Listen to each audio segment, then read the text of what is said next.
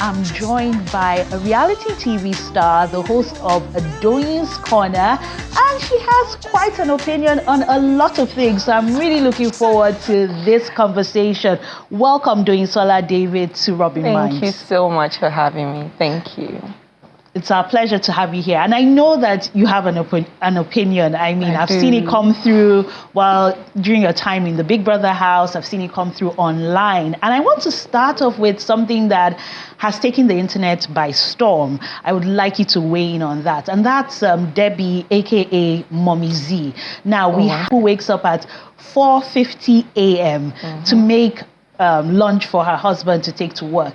And that was because her husband said that there was a single co-worker who was cooking food at home and bringing to the office with an extra utensil and saying, come and eat. Right. And so as not to be snatched, the woman felt that, no, I will wake up early. She didn't want to do it before, but she has started to wake up early to cook this food, make sure her husband has food so he doesn't have to be tempted by another woman's cooking. And Nigerians have reacted to the point that I've been seeing what my eyes can't believe. I've seen people donate money. I've seen companies jump in and they're handing out gifts. It's almost like Christmas all over again. And I'm wondering, going into 2024, is that the kind of wife that Nigerian women should emulate? Is that how God is going to bless you when you wake up at 4:50 a.m.? Or should we be questioning why these donations are going on? Where do you stand on this? I mean, first of all, I have to say that I really applaud her. I think it's very commendable to be able to serve your partner like that. I think marriage is all about love, not even marriage. It's all about service to one another, right? The reason I say I commend her is because, I mean, she's doing something great. But you need to do that for a partner that is deserving of that type of action. That's where I stand. I'm sure for her to be able to wake up by that time to, I don't think it's just because of what her husband told her. I think it's because she's also thought about it and said, this man deserves this type of action. I mean, I've seen, backdated comments she's made praising him and all of that. If you have a partner that caters to you, caters to your needs, make sure that, you're happy, you're loved. I would wake up by 4 a.m. to cook. And I'm not even the best cook, but I would learn and I would serve my partner as long as I know that he's deserving of it. Will you do that naturally, or will you do that as a response to your husband saying, somebody else is bringing me lunch? I'm not even going to lie. I'm not going to lie. I wouldn't do that naturally. I wouldn't do that. And that's also because I work and I intend to be a working wife. So if I have a 9 to 5, for example, and I also have to get to work early, I would assume that my husband loves me enough to not want to pull me through that. But if I'm a stay-at-home wife and I don't have a 9 to 5 to go to or anything, I'll wake up and cook for my husband if he's that type of partner. Do you understand? I would do it. But right now, with my present circumstance, I don't think that I would do that, just because I also have somewhere to go to in the morning, the same way he has somewhere to go to. So we just have to find another alternative, like for him to feed. But I do appreciate that Nigerians are, rewarding her. I mean, I don't see anything wrong with them rewarding her at all. But I just think it's important to state that if the woman also has a 9 to 5, I don't think it is fair for any partner to expect that she gets up by 4:30 to cook for him while she now starts getting ready and then prepares the kids and then starts getting ready to go to work too. It's not slavery, it's marriage. So that's where I stand like that. Now, if the tables were turned, so, there are other people on the other side of the argument that if it was her that was working and she came home and said her unmarried male colleague came with food and said she should start eating, and she came to tell her husband, 9 out of 10, is that husband going to wake up at 4 a.m.? I doubt it. What would he do? I doubt it. But see, the thing is, in this part of the world, we focus too much on gender roles. I don't really believe in gender roles like that. I think anybody that has the time to cater to if I'm working and my husband is a stay-at-home husband, I mean, and I come on and say, babe, see, this person was sharing their food with me. He can say, okay, you know what, I'm not doing anything. Will you expect him to actually respond like that? Or will you say, well, eat the food and save us money, like Biggie? I won't expect him to respond like that, to be honest. I won't expect my husband to wake up in the morning and go cook I wouldn't expect that. we'll probably just say, babe, see, don't worry. When you're going to work tomorrow morning, make sure you stop by and buy food or something like that. I wouldn't expect my husband to like say, okay, don't worry, I'll get up by 4:30 and go cook for you. So why don't you think Nigerians are looking at that and saying, why is the husband okay with this woman who enjoys sleep and is now waking up early to make this food? Why aren't we asking questions like, why can't he buy food? Why can't he pack his food himself? Why stress someone else's daughter at 4:50 a.m.? Also, buying food, he might not, I don't know what the financial situation is like. He might not be able to afford that. So some people rather cook at home because they can't afford to buy food. So that's one thing. But I mean, the story I have of the woman, I'm not sure if it's the correct story, but she doesn't work. Like, she's like a stay-at-home mom. So, I mean, wife. So I don't really think that is. And you think Nigeria should be giving money, banks should be? Yes, actually, I think it's nice. I think it's nice sometimes to celebrate the things that are not very common these days. You know, these days everybody has a voice, and I'm not opposed to that. I'm a feminist myself, right, to an extent. But I think sometimes these days we kind of shame, you know, women that want to be wives. Women that want to just, you know, there's some women that they want to take care of their man. They want to make sure that their man is good. And there's absolutely nothing wrong with that. If you have the time and is a good man, why not? So I think I would really, really applaud Nigerians for rewarding her. Yeah. Okay. I would reward her myself if I could, to be honest. I would. But at the same time, you've also said if you have something doing, you're not going to stress yourself. Yeah, but if I have a 9-to-5 job, I wouldn't do that. I wouldn't. But if I'm a stay-at-home wife and I'm well taken care of, by all means, I would. Okay. Now, I would like to move to that whole collective slogan of no grief for anybody. Is that your mantra for 2024? And if yes, who are you not grieving for? I know that's not my own mantra. Sometimes I feel like, you know, when you prolong an argument, when you say I don't want grief for anybody, sometimes you kind of get in the mud with people you shouldn't even get in the mud with. There are certain situations that don't even deserve your time, don't deserve your energy. The more you feed into it, the worse it gets. So I would say I'm going to be very, very finicky about the situations I know grief for. And there's just certain situations I'm going to be like, you know what? This is not worth my time. And that's how it's going to be. So what is your mantra for 2024? And what should we expect from you? Because we saw you in the Big Brother house, and there's a lot of expectation as to, okay, where is she going to from here? I mean, you have the podcast going. So what is it for you this 2024? 2024 for me, it's just all my years have always been about growth. I just want to do better than I did in 2023. So this year, I'm going to really be focusing on my show. I'm trying to make it as big and as, you know, popular as I can do. So that's, for me, is top of mind.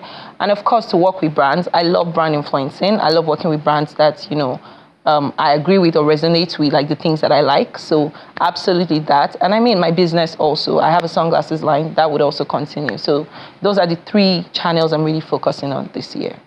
So in podcasts, like this whole podcast landscape in Nigeria, there's been a lot of flack, like that the level of conversation these days just revolve around, or how much money does this person have? Or what's this person doing with her body? How can this person attract this person? And not really rising to maybe some of the needs of this country and having those kind of meaty conversations. What would you say differentiates your podcast from the rest? And have you received this kind of criticism? Actually, I don't get that kind of backlash for my podcast because I'm very intentional about the topics I choose. I try to talk about things that we don't really talk about. But I don't really blame podcasters that choose these frivolous topics because Nigerians have a very short attention span, and that's just the truth. They don't engage conversations that are meaningful. If you come now and you want to talk about how to make Nigeria a better place, you would find 3-4 people as your audience. But once you come and talk about, should a man be giving a woman more money? Should a woman be then you find people engaging in those conversations. So I think Nigerians are hypocrites. They complain about the same things that they feed into. You cannot feed into something and then go around and then start complaining, oh, why people always talking about it? Then don't engage it. So we're suffering from serious hypocrisy in this country, and it's just sad. So do you feel that going the other way and not going to please everybody and doing it like clickbait and putting out all those topics that will get a lot of virality on the internet, has that served you well? And do you have any regrets going down that line? I think serving you well is very subjective, depending on what you consider important. For me, what I consider important is having meaningful conversations and longevity. So I don't regret going down that line at all. I don't really want to sit and talk about how much money is a man giving, how much money. I think that's it, to each its own one. I want to have like meaningful conversations. So I'm very comfortable with the trajectory my podcast is going. I'm very comfortable with the audience that I have. I know it will grow. And I know that there's nothing good that doesn't take time. It takes time, consistency, hard work. And I know it will grow. And how have you been able to surmount all the, I would say will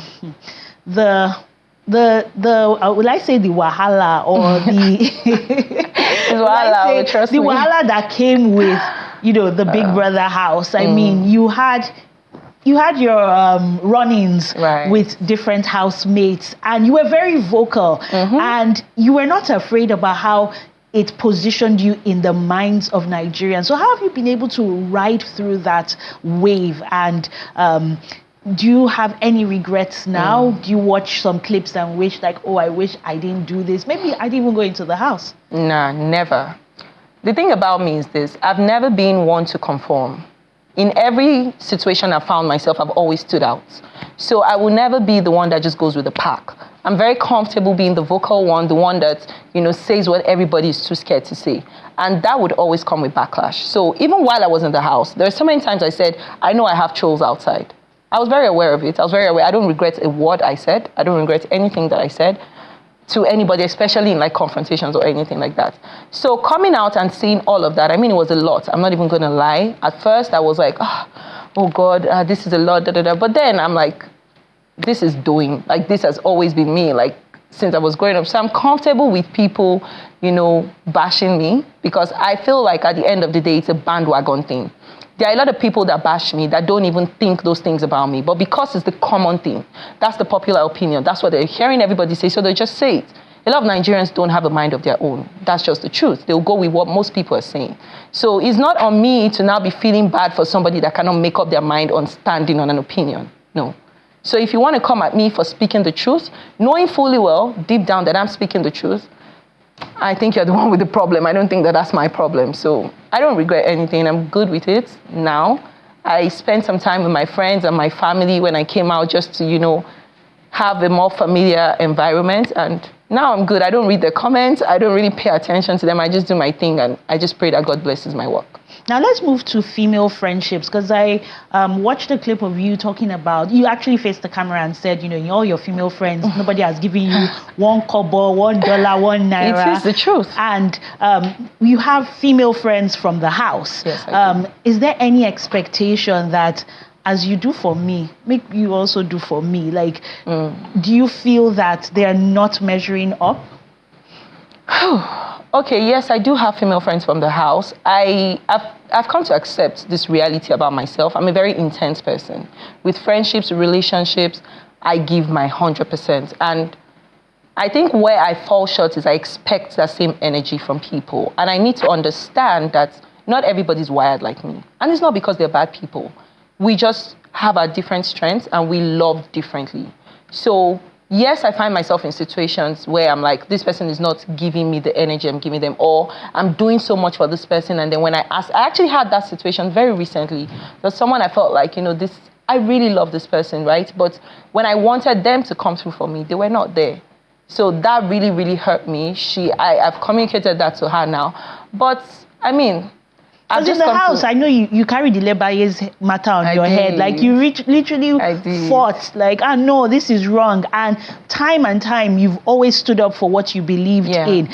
And as you said, you would expect that person comes through for you. But I've just come to understand that, people might not, give back as much as you're giving them. If I'm giving with an expectation to receive, then what does that really say about me being a giver? So I try not to expect too much. I also try not to have too many influencer friends now.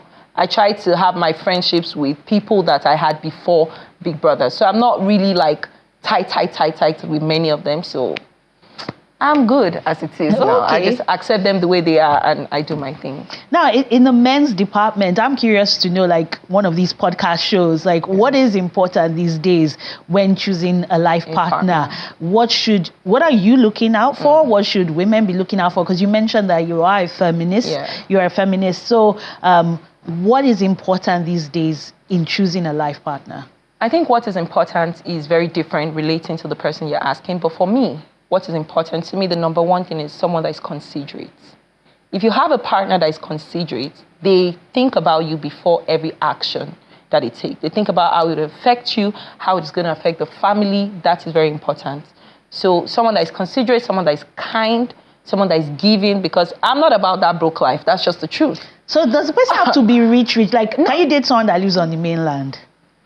I don't live on the mainland. If I'm going to date you, I don't think there's anything bad with living on the mainland, though, but like if I'm going to date you, we're going to have to move to the island.